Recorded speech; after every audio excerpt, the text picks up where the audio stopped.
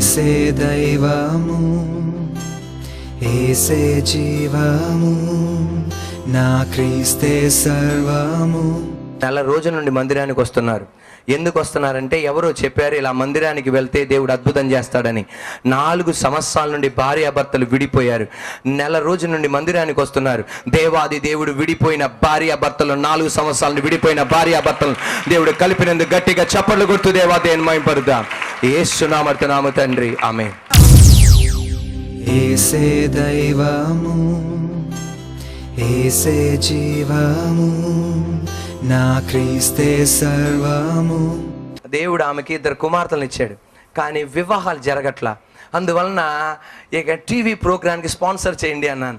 TV programme sponsor చేయండి అంటే, దేవా నా పాపకు వివాహం అవ్వలేదు, ఇంకేం చేస్తావులే అనుకుందంట. అయితే ఏముందని చెప్పి ఒక ప్రోగ్రామ్కి స్పాన్సర్ చేశారంట.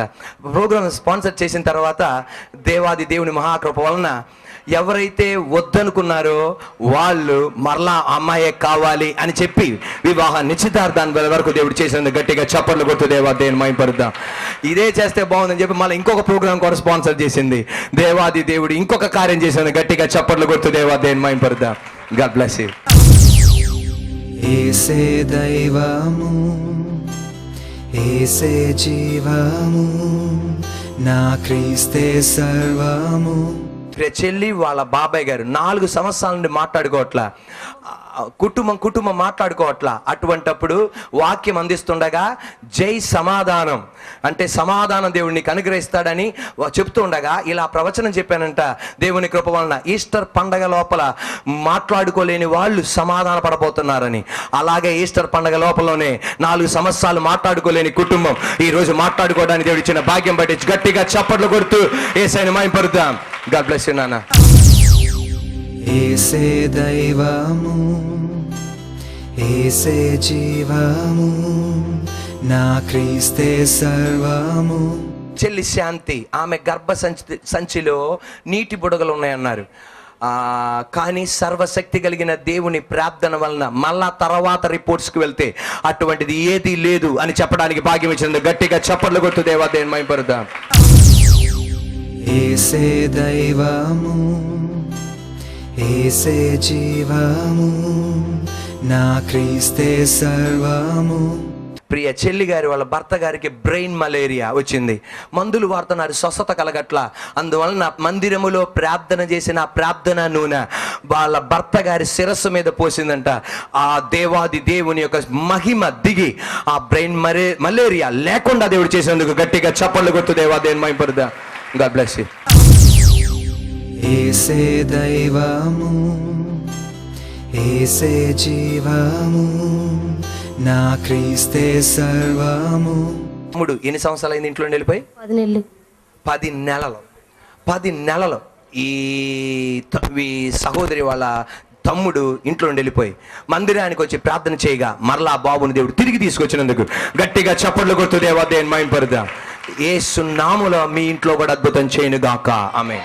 నష్టమైపోయింది మరొకటి కూడా అంట. ఆస్తి ఇంకొకరు ఆక్రమించేసుకున్నారు. మందిరానికి వచ్చి ప్రార్థన చేయగా తీసుకున్న ఆస్తి, అక్రమంగా తీసుకున్న ఆస్తిని మళ్ళా దేవుడు తిరిగి ఇప్పించినందుకు గట్టిగా చప్పట్లు కొట్టు దేవాదేవుని మహిమపరుద్దాం. మీరు చప్పట్లు కొడుతుండగా కోర్టుల వలన, పోలీసు వలన, జడ్జిల వలన కుదరలండి, నా యేసయ్య వలన కుదురుతుంది. కుమారుని ఏం చేయండి? ముందు పెట్టండి. ఏసే దైవము, ఏసే జీవము, నా క్రీస్తే సర్వము. నీరు వచ్చేస్తున్నాయి, అందువలన అది కిడ్నీ ప్రాబ్లం అన్నారు. ప్రభువా మళ్ళా test చేయించుకుంటాను Raja, a kidney problem ఉండకూడదని చెప్పాలని. దేవుని మహాకృప వలన నీరు తగ్గింది. ఆ టెస్ట్లో ఏ కిడ్నీలకు ఏ ప్రాబ్లం లేదు అని చెప్పడానికి దేవుడు ఇచ్చిన భాగ్యం బట్టి గట్టిగా చప్పట్లు కొట్టు దేవాదేవుని మహిమపరుద్దాం. God bless you. ఏసే దైవము, ఏసే జీవము, నా క్రీస్తే సర్వము. సత్య శ్రీనివాస్ గారు వీరు దీనికన్నా సన్నంగా మారిపోయారు. అప్పుడు అటువంటి స్థితిలో దేవుని ఆత్మ ఇతనితో వాక్యం ద్వారా మాట్లాడింది, నువ్వు మరణించవు, 15 సంవత్సరాల ఆయుస్సు ఇవ్వబోతున్నాడని. అలాగే దేవుడు నిలబెట్టినందుకు చప్పట్లు కొట్టు దేవాదేవుని మహిమపరుద్దాం. అతనికి హెర్నియా ప్రాబ్లం ఉంది. గుంటూరు హాస్పిటల్కి తీసుకెళ్తున్నారు ఆపరేషన్ చేయడానికి. సర్వశక్తి కలిగిన దేవుడు దారిలోనే, హాస్పిటల్కి వెళ్ళే దారిలోనే దేవాది దేవుడు హెర్నియా ఆపరేషన్ లేకుండా దేవుడు స్వస్థపరిచినందుకు గట్టిగా చప్పట్లు కొట్టు దేవాదేవుని మహిమపరుద్దాం. యేసయ్య ఫిలదెల్ఫియా మందిరంలో చేస్తున్న అద్భుతాలకి గట్టిగా చప్పట్లు కొట్టు దేవాదేవుని మహిమపరుద్దాం. కమాన్, యేసయ్యానికి మహిమ తండ్రి. ఈ రోజు ఆయుస్తో ఉంచినందుకు స్తోత్రం. ఈ పగటి వేళ ధ్యాన నిమిత్తమై మత్తయి సువార్త 26వ అధ్యాయం 49వ వాక్యం. వెంటనే యేసునొద్దకు వచ్చి, బోధకుడా, నీకు శుభమని చెప్పి ఆయనను ముద్దు పెట్టుకొనెను. ఈ పగటి వేళ మన ప్రసంగం అంశం యేసయ్యను ముద్దు పెట్టిన శిష్యుడు. ఈ పగటి వేళ మన ప్రసంగం అంశం యేసయ్యను ముద్దు పెట్టిన శిష్యుడు.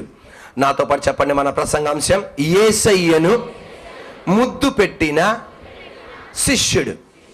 మత్తయి సువార్త 26వ అధ్యాయం 47 నుండి నాతో పాటు చెప్పండి ప్లీజ్. ఆయన ఇంకను మాట్లాడుచుండగా 12 మందిలో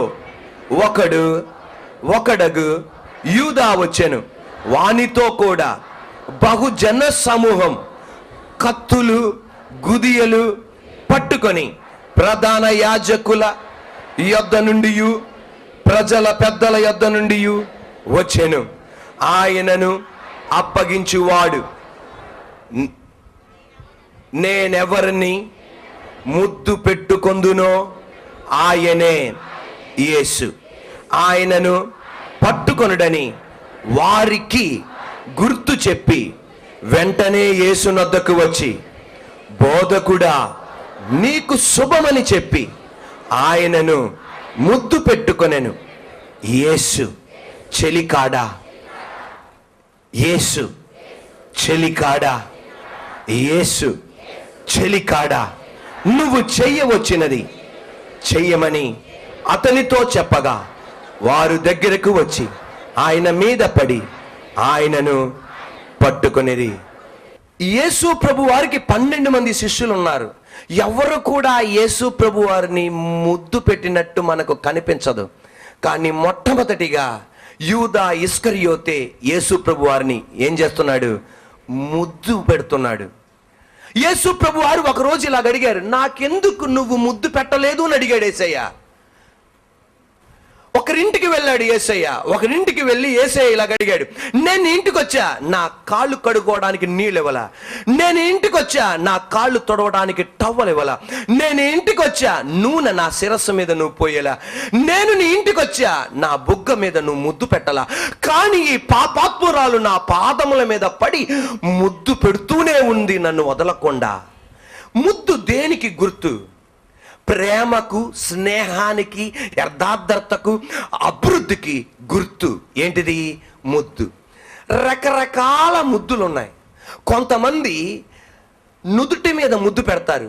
అది ఏంటంటే తల్లి తండ్రులు ఆ వయసులో ఉన్నవారు పిల్లల్ని నుదుటి మీద ముద్దు పెడతారు. అది దేనికి గుర్తంటే నువ్వు శిరస్సుగానే ఉండాలి, ఎప్పుడు కూడా తోకగా ఉండకూడదు, నిన్ను ఎప్పుడు హెచ్చింపు స్థానములో చూడాలని నా ఆశ. కొంతమంది చేతుల మీద ముద్దు పెడతారు. దానికి అర్థం ఏంటంటే నేను ఎప్పుడు నీ చేతి మీదే ఆధారపడుతున్నా, నీ చేతి కిందే ఉంటా, నేను నీకన్నా చిన్నవాణ్ణి అని అర్థం. కొంతమంది అరచేతి మీద ముద్దు పెడతారు. దానికి అర్థం ఏంటంటే నువ్విచ్చిన దీవెన నేను పొందుకోవటానికి సిద్ధముగా ఉన్నా. కొంతమంది పాదాల మీద ముద్దు పెడతారు. పాదాల మీద ఎందుకు ముద్దు పెడతారంటే నేను నీ పాద దాసుణ్ణి, నీ పాదాలు విడిచి వెళ్ళను, నీ పాదాలే నాకు దిక్కు. కొంతమంది పొట్ట మీద ముద్దు పెడతారు. ఎందుకు పెడతారంటే నీకు పుట్టిన బిడ్డలు ఉన్నతులుగా మారాలి, నీకు పుట్టబోయే బిడ్డలు శ్రేష్ఠులుగా మారాలి. కొంతమంది మెడ మీద ముద్దు పెడతారు. ఎందుకు మెడ మీద ముద్దు పెడతారంటే కొన్ని నెలల తర్వాత, కొన్ని సంవత్సరాల తర్వాత ఎవరన్నా కలుసుకుంటే మెడ మీద ముద్దు పెడతారు. కొంతమంది కుడి బొగ్గ మీద ముద్దు పెడతారు. కుడి బొగ్గ మీద ముద్దు పెడితే దానికి అర్థం ఏంటంటే నువ్వు నేను సమానం, నేను నిన్ను ప్రేమిస్తున్నాను, నీతో ఐక్యతగా ఉండాలని ఇష్టపడుతున్నాను. ఎడం బొగ్గ మీద ముద్దు పెడితే దానికి అర్థం నేను హృదయపూర్వకంగా నేను నిన్ను ప్రేమిస్తున్నాను, నీ వెనకాల నేను ఏ దుష్ట మాటలు మాట్లాడను, నేను ఎటువంటి అపహాస మాటలు మాట్లాడను, నేను నీతో స్నేహంగా ఉండడానికి ఇష్టపడుతున్నాను. కొంతమంది వ్రేలు మీద ముద్దు పెడతారు. దానికి అర్థం ఏంటంటే నీ వివాహ జీవితం శ్రేష్టంగా మారాలి, నీ వివాహ జీవితం గట్టిగా ఉండాలి, నీ వివాహం ఉన్నతంగా మారాలి. ఇటువంటిది రకరకాల ముద్దులు. ఇంకొక ముద్దు ఉంది, ఫ్లయింగ్ కిస్, అంటే ఎగురుతూ వెళ్ళే ముద్దు. దూరంగా ఉన్నవాళ్ళు నీకు ముద్దు పెట్టాలని ఆశ ఉంది, కానీ పరిమితులు ఉన్నాయి, అందువలన నేను ముద్దు పెట్టలేకపోతున్నా. కానీ ఒకటి, నేను నిన్ను ప్రేమిస్తున్నా, నీతో స్నేహంగా ఉండడానికి ఇష్టపడుతున్నా, నీతో ఐక్యతగా ఉండడానికి ఇష్టపడుతున్నా. ఇది రకరకాల ముద్దులకున్న వివరణ. దేవుని బిడ్డలారా, ఇటువంటి గుర్తు కలిగినది ప్రేమ. ఇటువంటి ప్రేమ గుర్తుని యోధా ఇస్కరియోతు ఏం చేశాడంటే సాతానుగాడు దూరి అటువంటి పవిత్రమైన ఆ గుర్తు, అటువంటి అమూల్యమైన గుర్తు, విలువైన గుర్తు, యథార్థతకు విలువైన ఆ ముద్దును దేనికి ఉపయోగించాడు తెలుసా? ఈ యేసయ్యను అప్పగించడానికి, దేని మీద? శపింపబడిన సిలువ మీద అప్పగించడానికి. ఎలా మనసు ఒప్పిందండి? ఎలా చేయగలిగాడండి? మన మందిరానికి ఒక యవన చెల్లి వస్తుంది. ఆమె చెబుతున్న సాక్ష్యం, నిన్న మా ఇంటికి వచ్చి చెప్తున్న సాక్ష్యం, అన్నయ్య నేను డిగ్రీ చదువుతున్నా, కానీ దేవుని మహాకృప వలన 26,000 రూపాయలు సంపాదిస్తున్నా. నాతో పాటు చదివిన వాళ్ళు, నాతో పాటు ఉన్న వాళ్ళు ఈ రోజు కూడా 2,000, 5,000, 7,000, 10,000 కన్నా సంపాదించట్లా. కానీ డిగ్రీ చదివి నేను 26,000 సంపాదిస్తున్నా. కానీ ఇప్పుడు నాకు వివాహ ప్రాయం, అనేకమైన సంబంధాలు వస్తున్నాయి. అందరూ ఏమంటున్నారంటే నువ్వు యేసు ప్రభును పక్కకు పెట్టు, పెళ్ళైనాక మళ్ళా యేసు ప్రభును కొలుద్దు. ఏమంటుంది తెలుసా? నా ప్రాణం పోయినా యేసయ్యను విడవను, వివాహం జరగకపోయినా నేను యేసయ్యను విడవను. ఎందుకంటే విలువలేని దాన్ని, ఏమి పనికిరాని దాన్ని ఈ రోజున 26,000 సంపాదించగలుగుతున్నా. దానికి మించి సృష్టికర్తే నాకు దేవుడిగా మారాడు. ఏమండి, ఈమె జస్ట్ మందిరానికి వచ్చి కొన్ని నెలలు, కొన్ని సంవత్సరాలు మాత్రమే ఆమె వాక్యం ఉంది. సాక్షాత్తుగా యేసయ్యను ఆమె చూడాలా, సాక్షాత్తుగా యేసయ్య చేతులు పట్టుకోవాలా, సాక్షాత్తుగా యేసయ్య పక్కన కూర్చోవాలా. అటువంటి ఆమె ఇటువంటి నిర్ణయానికి వచ్చింది. ఏ నిర్ణయానికి? నేను యేసయ్యను విడవను. కానీ యేసయ్యతో పాటు ఆహారం తిని, యేసయ్యతో పాటు పడవలో తిరిగి, యేసయ్యతో పాటు చచ్చిపోయిన వాళ్ళని తిరిగి లేపడం చూసి, యేసయ్యతో పాటు అద్భుతాలు చూసి ఇలా చేయగలిగాడండి. ఈ రోజు నేను చెప్పనా, ఎవరన్నా నిలబడుతున్నారంటే అది మన భక్తి వలన కాదు, మన ఉపవాసాల వలన కాదు, మన ప్రార్థన వలన కాదు. ఓన్లీ హిస్ గ్రేస్, ఆయన కృపే నిలబెడుతుంది. చప్పట్లు కొడుతుండగా దేవుని ఆత్మ నాతో చెప్పేది, పౌలు అంటాడు, ఎవరన్నా నిలబడుతున్నారు అంటే ఓన్లీ హిస్ గ్రేస్. ఇంకొక మాటలో చెప్పాలంటే యేసయ్య పక్కనున్న యోధా ఇస్కరియోతునే నేలమట్టం చేయాలని సాతానుగాడు ఇష్టపడినప్పుడు, నువ్వు నేను ఈ సాక్షాత్తుగా యేసయ్య పక్కన లేము, కానీ యేసయ్య నీలో నాలో ఉన్నాడు. నేలమట్టం చేయాలని సాతానుగాడు ఎన్నో ప్రయత్నాలు చేశాడు. కానీ ఈ రోజు నిలబడ్డావంటే నా యేసయ్య నీలో ఉండి వాడితో పోరాడాడు, వాడిని తరిమి కొట్టాడు, వాడిని దూరపరిచాడు. ఈ రోజున విజయవంతమైన జీవితం మనం చేయగలుగుతున్నాం. 2 చేతులు పైకెత్తి యేసయ్య. పాత నిబంధనలో, ఆర్ యు రెడీ? పాత నిబంధనలో ముద్దు మనం చూడగలం. అన్నా తమ్ముళ్ళు 20 సంవత్సరాలు విడిపోయారు. యాకోబు ఏశావు ఒక్కసారి కలవగానే గట్టిగా కౌగలించుకొని ముద్దు పెట్టారు. అంటే అన్నా తమ్ముళ్ళు చెప్పేది, ఇప్పుడు దాకా నీ గురించి చెడుగా చెప్పా, ఇప్పుడు దాకా నీ గురించి నేను విమర్శించా, ఇప్పుడు దాకా ఆస్తులు తగాదు, ఇప్పుడు దాకా పశువుల విషయమై, వారసత్వ విషయమై అన్నిటికీ తగాదు. ఇక నుండి ఈ ముద్దు ద్వారా ఈ యొక్క అగ్రిమెంట్, ఒక నిబంధన పత్రం మనం ఎన్నడూ పోట్లాడుకోము. సౌమ్యేల్ ప్రవక్త సౌలు రాజు అభిషేకింపబడగానే ముద్దు పెట్టాడు. ఏంటి తెలుసా? నువ్వు రాజు కావడం నాకు ఇష్టం, నీ గురించి నేను ఎప్పుడు చెడుగా చెప్పను, నీ గురించి ఎప్పుడు నేను అపవిత్ర మాటలు చెప్పను. అలాగే కాపాడుకున్నాడు. ఆయన రాజుగా దిగిపోతున్నప్పుడు కూడా ఏడ్చి ప్రార్థన చేశాడు. అప్పుడు దేవుడు చెప్పాడు నువ్వు బాధపడొద్దని. అగ్రిమెంట్. ఇంకొక మాట చెప్పనా? ముద్దు దేనికి కూడా గుర్తు తెలుసా? నిబంధన గుర్తు. ఇప్పుడు ఇటువంటి ప్రేమతో, యథార్థతతో, స్నేహముతో, ఐక్యతతో కూడిన ఈ దీన్ని ఉపయోగించాడు. ఎవరిని అప్పగించడానికి? యేసయ్యను అప్పగించడానికి. ఒకటి, యేసయ్యను ముద్దు పెట్టి అప్పగించిన యూదా ఇస్కరియోతు. నాతో పాటు చెప్పండి గట్టిగా, యేసయ్యను ముద్దు పెట్టి అప్పగించిన యూదా ఇస్కరియోతు. యేసయ్యతోనే ఉన్నాడండి. యేసయ్య ఇద్దరిద్దరిని పంపిస్తే అక్కడ అద్భుతాలు చేశాడండి. ఈ యూదా ఇస్కరియోతు ప్రార్థన చేసిన క్యాన్సర్ రోగం తగ్గింది. ఈ యూదా ఇస్కరియోతు ప్రార్థన చేసిన దెయ్యం పోయింది. ఈ యూదా ఇస్కరియోతు ఓడా ఉన్నాడు. లాజరు బయటికి రానగానే చచ్చిపోయిన వాళ్ళు లేచిపోయాడు. నాయన పట్టణంలో విధవరాలు కుమారుని బతికించినప్పుడు ఉన్నాడు ఈయన. యాయిర్ కుమార్తెను బతికించినప్పుడు ఈయన ఉన్నాడు. యేసయ్య ట్రెజరీ బాక్స్ మొత్తం ఇతని చేతిలో, ఖజానా ఇతని చేతిలోనే ఉంది. ఆధిక్య కలిగిన వాడు చేసింది ఏంటి తెలుసా? వాళ్ళేం అడగల. యూదా ఇస్కరియోతు, రా బాబు నీకు 30 వెండి నాణ్యాలు ఇస్తాము, నువ్వు ముద్దు పెట్టి అప్పగించని. మత పెద్దలు, ప్రధాన యాజకులు, వేద పండితులు, శాస్త్రులు, పరిసయ్యులు యేసుప్రభుని ఎలా పట్టుకోవాలా అని మాట్లాడుకుంటున్నారని ఈయన వినగా, ఎవరు వినగా? యూదా ఇస్కరియోతు తినగా పనిమాల వాళ్ళ దగ్గరికి వెళ్ళాడు. బైబిల్ చెప్తుంది లూకా సువార్తలో, వాళ్ళ దగ్గరికి వెళ్ళగానే వాళ్ళు చూసి సంతోషపడ్డారంట. ఇంకొక మాటలో చెప్పాలంటే ఆశ్చర్యపడ్డారంట. యేసయ్యతో ఉండేవాడు నా దగ్గరికి వచ్చావేంటయ్యా, యేసయ్యతో ఉండేవాడు మా దగ్గరికి వచ్చావేంటయ్యా అని వాళ్ళకే బెంబెరికిపోయారంట వాళ్ళు. నువ్వెలా వచ్చావయ్యా బాబు అని. ఈ రోజున దేవుని సన్నిధిలో ఉన్న మనం సినిమా హాల్లో కనబడితే వాళ్ళు ఆశ్చర్యపోతారు, నువ్వు ఎలాగొచ్చావయ్యా అని. ఈ రోజున దేవుని సన్నిధిలో ఉన్న మనం పాపపు శాలలో కనబడితే వాళ్ళు ఆశ్చర్యపోతారు, నువ్వు ఎలాగొచ్చావని. దేవుని సన్నిధిలో ఉన్న మనం బ్రాందీ షాప్ లో కనబడితే ఆశ్చర్యపోతారు, నువ్వు ఎలాగొచ్చావని. ఎందుకు తెలుసా? శత్రువులు కూడా ఆశించేది యేసయ్య దగ్గర ఉన్న సంతోషం మా దగ్గర దొరకదు, యేసయ్య దగ్గర ఉన్న దీవెన మా దగ్గర దొరకదు. వాళ్ళు ఆశ్చర్యపోయారండి. అనగానే ఈయన అడిగాడు. ఏమని అడిగాడు తెలుసా? యేసయ్యని నేను అప్పగిస్తా, మీరు నాకేమిస్తారు అనగానే 30 వెండి నాణ్యాలు. వాళ్ళు అన్నారు ఓకే. యూదా ఇస్కరియోతు అన్నాడు ఓకే.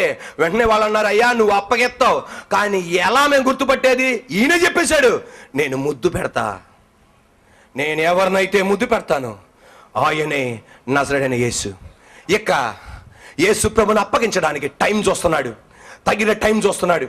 ఎందుకంటే ప్రతి సెకండ్ మొత్తం ఎవరికి తెలుసు? యూదా ఇస్కరియోతు తెలుసు, దగ్గర ఉన్నాడు కదా. ఇది చెప్తాడు, రేపు పలానా చోట ఎక్కడికి వెళ్తున్నాను, పలానా చోట ఎక్కడికి వెళ్తున్నాను, పలానా చోటుకి వెళ్తున్నాను.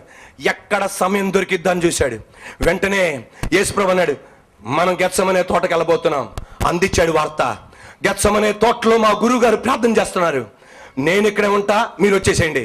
రోమియోలు వచ్చేసారు, ఈ యూదులు వచ్చేసారు, కత్తులు డాలులు పట్టుకొని వచ్చేసారు. అనగానే ఇదిగో నేను ఇప్పుడు వెళ్ళి ముద్దు పెట్టబోతున్నా. వెళ్ళి ముద్దు పెట్టాడు. గ్రీక్ బైబిల్ చెప్తుంది కటాఫిలియో. చెప్పండి, కటాఫిలియో అంటే మార్తకి అది గ్రీక్ మాటలో వర్బ్ అన్నమాట.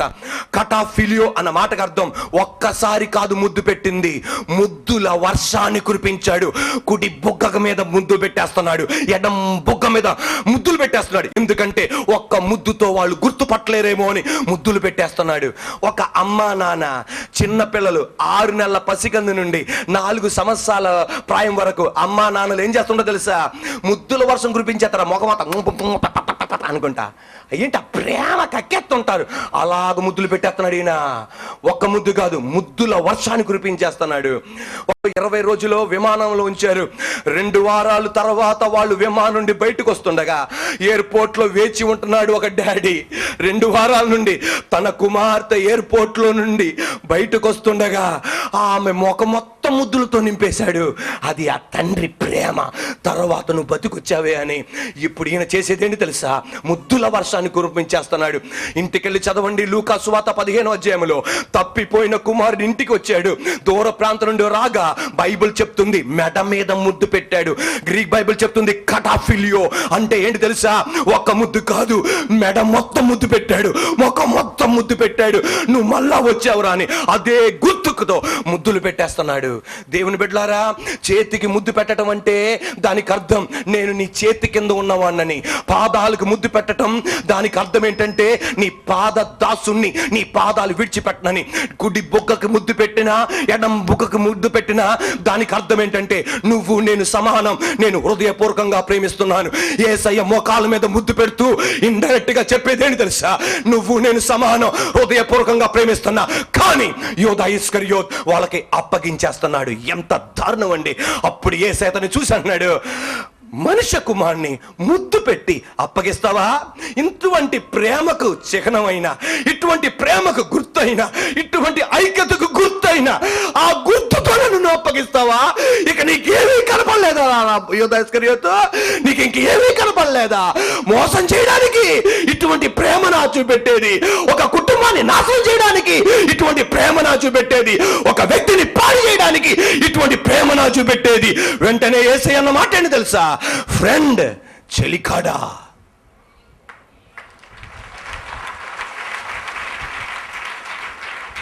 నేనే అయితే, నువ్వే అయితే, మీరే అయితే నమ్మక ద్రోహి.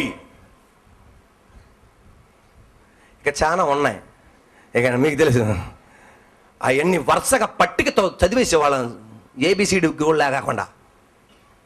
కానీ నా యేసయ్య అన్నమాట ఫ్రెండ్, చెలికాడా. ఏం ప్రేమండి బాబు!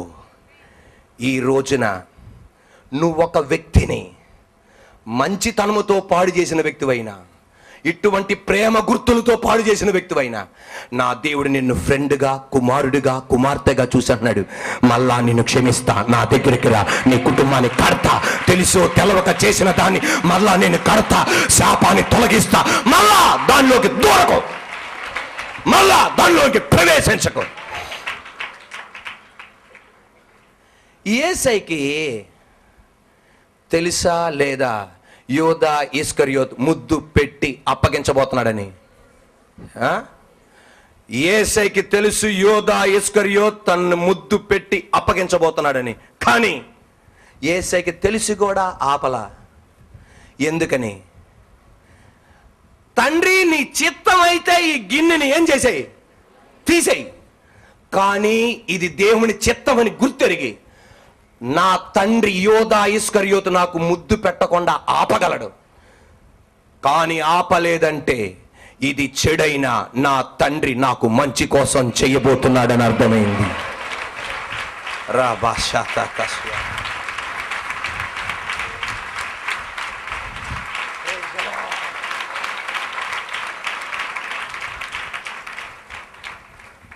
ఈ రోజున ఎవరైతే నీకు ఐక్యతతో ఉంటున్నారో, ఎవరితో నువ్వు ప్రేమతో ఉంటున్నావో, ఎవరితో స్నేహంగా ఉంటున్నావో, వాళ్ళు నీకేమి చేస్తున్నారో నీకు తెలియదు.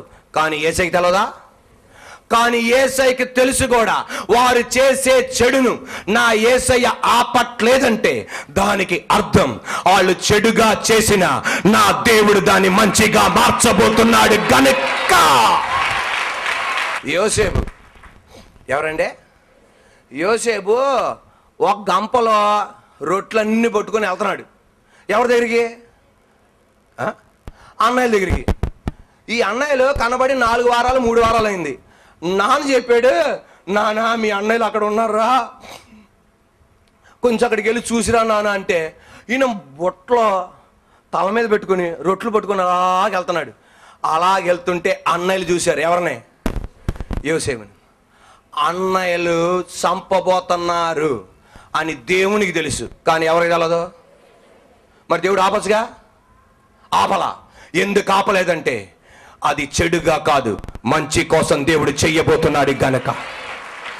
దావీదు గొల్యాతును దేవుని ఆత్మతో చంపాడు. ఇంటికి వెళ్ళిపోయాడు. మామూలుగా సౌలు రాజు కోటలో ఉండి, అయ్యా ఆ దావీదు అంట ఎవరో పిలవండి అన్నాడు. ఆ దావీదు కబురు అందింది. అబ్బో రాజకోటలో ఉండి పిలిచారేట అని ఆనందం ఆయనకి. అని పిలిచాడు. కానీ సౌలు దావీదుని ఏం చేయబోతున్నాడు? చంపబోతున్నాడు. దేవునికి తెలుసా లేదా? నువ్వు తెలిసి చెప్పండి. తెలుసా లేదా? కానీ ఎవరికి తెలియదు? దావీదుకి తెలియదు. అయినా నా దేవుడు దావీదుని నానా నువ్వు ఆగిపో అనలా. ఎందుకు తెలుసా? అతను చెడు కోసం చేసిన నేను మంచి కోసం చేయబోతున్నాను. ఒకవేళ దేవుడికి అది మంచిగా మారదని తెలిస్తే అక్కడి నుండి కదిలించేవాడు కాదు, అక్కడే నిలబెట్టేవాడు, అక్కడే శాసించమని చెప్పేవాడు. దానియేలు తన ఫ్రెండ్స్తో బబిలోన్లో ఉంటున్నాడు. ఈ దానియేలు తనతో ఉన్న వాళ్ళకి సహకరిస్తాడు, తనతో ఉన్నవాడు కూడా పైకి రావాలని ఆశిస్తాడు. అటువంటి స్వభావం కలిగిన వాడు. కానీ అతనితో ఉన్న వాళ్ళు ఏం చేశారు తెలుసా? అతన్ని సింహ బోన్లో వేయాలని చూస్తున్నారు. రకరకాల ప్లానింగ్. ఇతనితోనే ఉంటున్నారు కానీ సింహ బోన్లో వేయాలని ప్లాన్. అటువంటి టైంలో దానియేలు ఎవరితో సహవాసం చేస్తున్నాడు? వాళ్ళు దానియేలుని చంపబోతున్నారని దేవునికి తెలుసా లేదా? గట్టిగా. కానీ దానియేలు తెలుసా? అయినా దేవుడు ఎందుకు ఆపలా? మీరు చెడు కోసం చేసిన నా బిడ్డ కోసం నేను మంచిగా చేయబోతున్నాను. చప్పట్లు కొట్టుండగా దేవుని ఆత్మ చెప్పేది, ఫియర్ నాట్. ఇటువంటి దేవుని మనం కలిగి ఉన్నాము. ఈ రోజు 2 చేతులు పైకెత్తి యేసయ్యా నేను అంటుండగా, ఏదన్నా కీడు నా దేవుడు ఆపలేదా? ఏదన్నా ప్రమాదం నా దేవుడు ఆపలేదా? ఏదన్నా మరణం నా దేవుడు ఆపలేదా? ఏదన్నా రోగం నా దేవుడు ఆపలేదా? ప్రస్తుతం నీకు వేదనగా అనుభవించిన, ప్రస్తుతం అది నీకు కీడుగా అనుభవించిన కొన్ని నెలల్లోనే అది దీవెనగా మారబోతుంది. ఆపలా. తద్వారా కొంచెం వేదన గుండా వెళ్లాల్సి వచ్చింది. కొరడా దెబ్బలు మామూలు వేదన కాదు. అది చేతుల్లో మేకులు, కాళ్ళలో మేకులు, తలలో ముళ్ళ కిరీటమైన డొక్కలో పడిశారు, సమాధిలో ఉంచారు. వేదన కొంతసేపే, ఒక 3 రోజులే. కానీ నిన్ను రక్షించాడు, నన్ను రక్షించాడు, మానవాళ్ళని రక్షించాడు. ఇప్పుడు చెప్పండి, యోసేపు వాళ్ళ అన్నయ్యలు చేసే ప్రయత్నాన్ని ఆపాడా లేదా? ఆపలా. కానీ నా దేవుడు అనుమతించాడు. తద్వారా గుంటలో పడ్డాడు, తద్వారా అమ్మబడ్డాడు, తద్వారా పొతిఫర్ ఇంటికి వెళ్ళాడు, తద్వారా నింద మోపబడ్డాడు, తద్వారా చెరసాల్లోనికి వెళ్ళాడు. వేదనా సంతోషమా? కొద్ది రోజులే. కానీ ఎవరు చెప్పారు నీ కుటుంబం బాగుపడదని? ఎవరు చెప్పారు నీ భర్త మారడని? ఎవరు చెప్పారు నీకు పిల్లలు కలగరని? ఎవరు చెప్పారు ఆ రోగము తగ్గదని? ఎవరు చెప్పారు ఆ ఉద్యోగం పొందలేవని?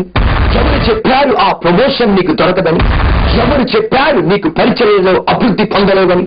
ఎవరు చెప్పారు ఆ వ్యాపారం నువ్వు చేయలేవని? ఎవరు చెప్పారు నువ్వు చదువుకోలేవని? ఎవరు చెప్పారు ఈ అప్పుల ఊబిలో నుండి బయటికి రాలేవని? ఫిలదెల్ఫియా ఏజీ చర్చ్ వారు నిర్వహించు యేసుతో ఆరాధన Vijayawada Vidyadharapuram bypass road RTC depot ఎదురు రోడ్లోని ఫిలదెల్ఫియా ప్రార్థనా మందిరములో జరుగును. దేవుని కృప వలన ప్రతి ఆదివారం 4 ఆరాధనలు జరుగును. మొదటి ఆరాధన ఉదయం 6 గంటలకు జరుగును. రెండవ ఆరాధన ఉదయం 8 గంటలకు జరుగును. మూడవ ఆరాధన ఉదయం 10 గంటలకు జరుగును. నాలుగవ ఆరాధన మధ్యాహ్నం 12 గంటలకు జరుగును. రండి, యేసయ్య మీ నిందకు ప్రతిగా రెట్టింపు ఘనతనిచ్చును. మా ఫోన్ నంబర్లు 970100 9704100400 9848482401